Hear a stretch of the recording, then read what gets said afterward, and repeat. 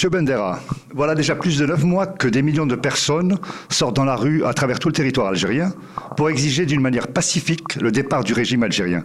Qu'est-ce qui est exactement remis en cause? Tout. En fait, c'est la nature même de l'organisation politique du pays qui est remise en cause, qui est questionnée. Ces millions de personnes qui sortent dans la rue veulent un état de droit.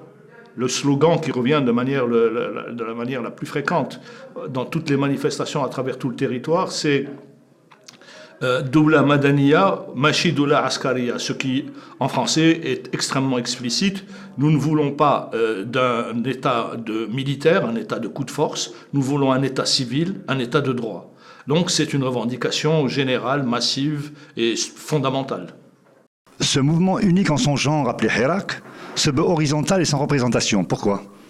Bien, je pense parce que, d'une part, toutes les formes d'organisation autonome de la société ont été brisées par le système politique, par sa police politique, par ses services, par son administration, ou plutôt sa bureaucratie.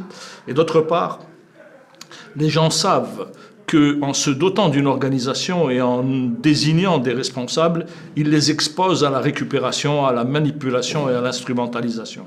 Donc ils sont sur une posture extrêmement intelligente, habile même, qui consiste à mettre le régime face à ses propres responsabilités lui-même. Le Hirak entend libérer le pays d'une dictature. Il appartient à ceux qui sont au pouvoir de s'organiser, eux, pour faciliter cette translation vers un ordre politique nouveau. L'état-major militaire persiste à vouloir imposer des élections rejetées dans l'état actuel du régime. Malgré la répression et les nombreuses arrestations, la mobilisation pacifique reste intacte. D'après vous, qu'est-ce qui risque de se passer après le 12 décembre? Il est très difficile d'établir des scénarios. Il y a deux hypothèses principales.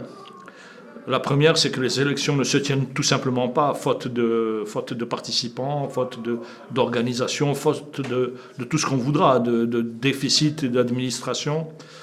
La deuxième hypothèse, c'est qu'elles se tiennent et qu'elles donnent un résultat, quel qu'il soit, qui conduirait à l'élection, entre trois guillemets, de chaque côté, à l'élection d'un président factice, sans aucune légitimité. Donc, ce qui va se produire, c'est en fait la prolongation de l'attitude méprisante du régime lorsqu'il a tenté d'imposer pour la 5e fois le président Zombie aux élections présidentielles. 5e mandat de Bouteflika. De Bouteflika. Le président Zombie, c'est Bouteflika. Donc aujourd'hui, nous n'avons plus de président Zombie pour un 5e mandat, mais nous avons une espèce d'épouvantail à moineaux qui n'a aucune crédibilité parmi la population, qui sera désigné de manière administrative par le régime. Je vous remercie, oui. Il est souvent dit que l'armée algérienne est une armée populaire, proche du peuple. Pensez-vous que l'on peut assister à un scénario comme au Portugal en 1974, où l'armée se retire définitivement de la politique pour enfin remettre le pouvoir aux civils? Je l'espère, je n'en ai aucune idée, je l'espère vivement. Ça serait la voie, en quelque sorte, royale vers la démocratie, vers l'état de droit, vers la paix civile et vers la reconstruction d'un pays aujourd'hui dévasté. Ce qui se passe, c'est que les circonstances qui ont présidé à la révolution des œillets en 1974, je m'en souviens très bien, étaient fort différentes. L'armée portugaise sortait d'une très longue guerre coloniale, épuisée. La société portugaise ne voulait plus ces engagements outre-mer. Nous sommes dans un contexte très différent. L'armée algérienne est populaire, c'est vrai.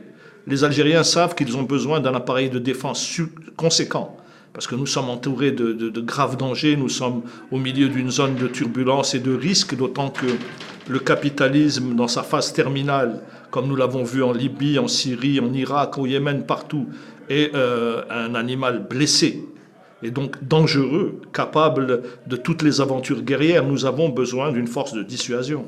Et l'armée est essentielle à la structuration de la souveraineté nationale.